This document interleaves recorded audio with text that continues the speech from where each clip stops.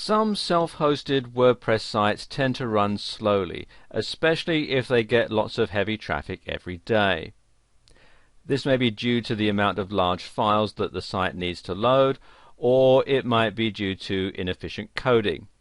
Now, there's nothing worse than a slow site, so in this video I'm going to give you some quick tips on how you can speed up your self-hosted WordPress site. These tips apply only to self-hosted WordPress sites. If your site is hosted on WordPress.com, then you're already being taken care of. First and foremost, you want to stay up to date with the latest releases of WordPress. Staying up to date with the latest version of WordPress is crucial. In every update, there are usually lots of performance enhancements, bug fixes, and so on. The same goes for WordPress plugins. Stay up to date with the latest versions, and it's important for the same reasons that you should keep up to date with your latest version of WordPress. WordPress plugin developers release new versions because they've modified the code in some way to make the plugin better, so keep up with the releases. You want to disable or delete unused plugins, and this is probably one of the biggest issues that causes WordPress sites to slow down.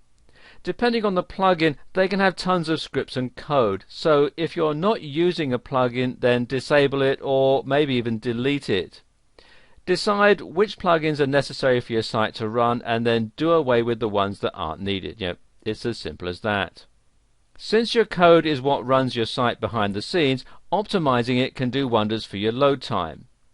Here are some easy ways to clean up your code so it loads faster. First off, you should decrease whitespace. Whitespace refers to the spaces that are used in your code. Some coders like to use a lot of whitespace, indented tabs, line breaks, and so on, for better organization and so it reads better. But decreasing whitespace will speed up your site's load time by taking some extra bytes off the total size. Okay, here's an example of using some whitespace. You can see all the code is quite spread out. And here's an example of minimized whitespace. And you can see it looks a lot more efficient. Instead of placing tons of code in your header PHP file, use external scripts. And this allows the browser to cache the script so it won't have to read it for every other page. And here's an example of using external scripts. Another thing that you should consider doing is using shorthand CSS. Using shorthand CSS is great for everyone. It's great for you, it's great for your browser, and it's great for your site visitors. It allows your CSS code to be more concise, and as I said, it loads a lot faster too. Let me give you an example. Here is an example of some regular CSS, and here's an example of using shorthand CSS. Okay, and the final thing that you should do is minimize PHP and database queries. And this is perhaps the most important thing of all. Each time a page on your site loads, it adds to the load time if your browser has to execute any PHP queries. So if you replace the PHP queries with static HTML code, then every time a page loads, your browser will just read the HTML.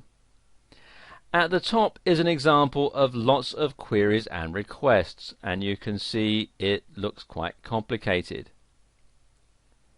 Now take a look at what those inquiries look like when the queries and requests are minimized. And I'm sure you agree it's a lot simpler and it'll run a lot quicker. So if you take the steps that I've shown you in this video, it'll speed up WordPress considerably.